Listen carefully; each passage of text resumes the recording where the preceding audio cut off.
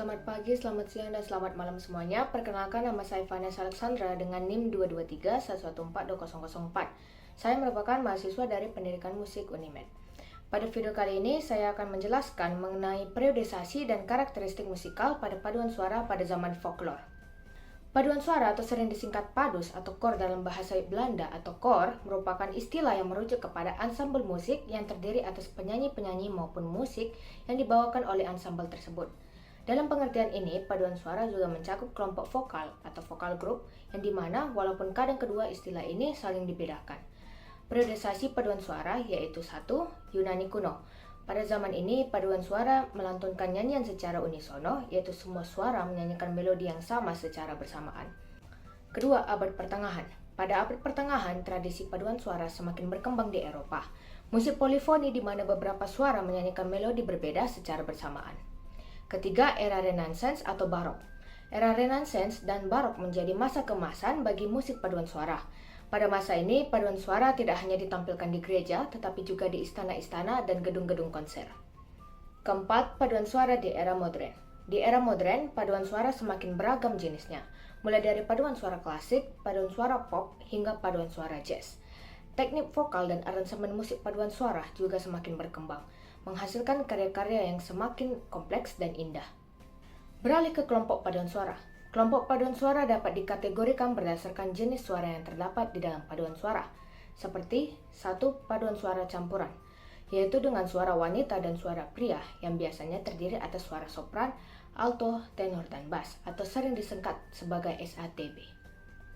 Kedua, paduan suara wanita, biasanya terdiri atas jenis suara sopran dan alto yang masing-masing dibagi dua, sering disingkat SSAA. Bentuk lain adalah 3 suara, yaitu sopran, mezzo-sopran, dan alto, kadang disingkat SMA.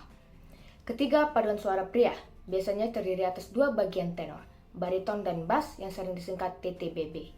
Keempat, paduan suara anak, biasanya terdiri atas 2 suara SA atau 3 suara SSA, atau kadang lebih dari itu. Pengkategorian lain untuk paduan suara adalah berdasarkan jumlah penyanyi di dalamnya. Misalnya, dalam ensemble vokal atau kelompok paduan suara terdiri dari 3-12 penyanyi.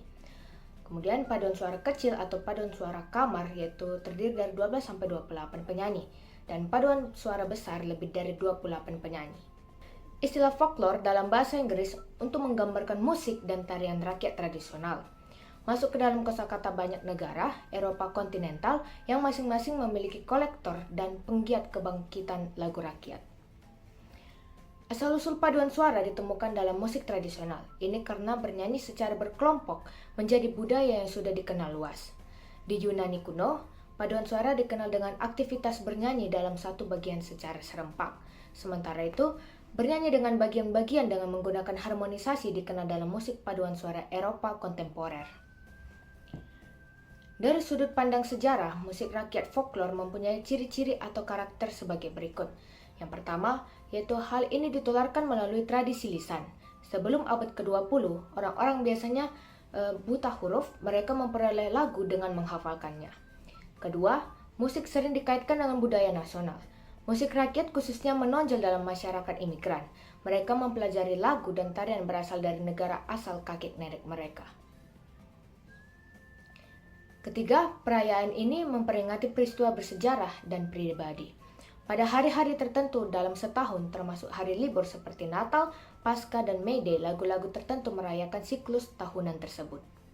Keempat, lagu-lagu tersebut dibawakan berdasarkan adat istiadat dalam kurun waktu panjang, biasanya beberapa generasi. Sebagai efek samping, karakteristik berikut terkadang muncul. 1. Tidak ada hak cipta atas lagu-lagu tersebut. Ratusan lagu daerah dari abad ke-19 memiliki pengarang yang dikenal, tetapi tetap berlanjut dalam tradisi lisan hingga dianggap tradisional untuk tujuan penerbitan musik. Hal ini sudah jauh berkurang sejak tahun 1940-an. Saat ini, hampir setiap lagu daerah yang direkam memiliki pengarangnya sendiri. Kedua, penggabungan budaya. Karena budaya berinteraksi dan berubah seiring waktu, lagu-lagu tradisional yang berkembang seiring waktu dapat menggabungkan dan mencerminkan pengaruh dari budaya yang berbeda. Faktor-faktor yang relevan dapat mencakup instrumentasi, ras, suara, frasa, pokok bahasa, dan bahkan metode produksi. Sekian penjelasan saya mengenai periodisasi dan karakteristik musikal paduan suara pada zaman folklore. Terima kasih.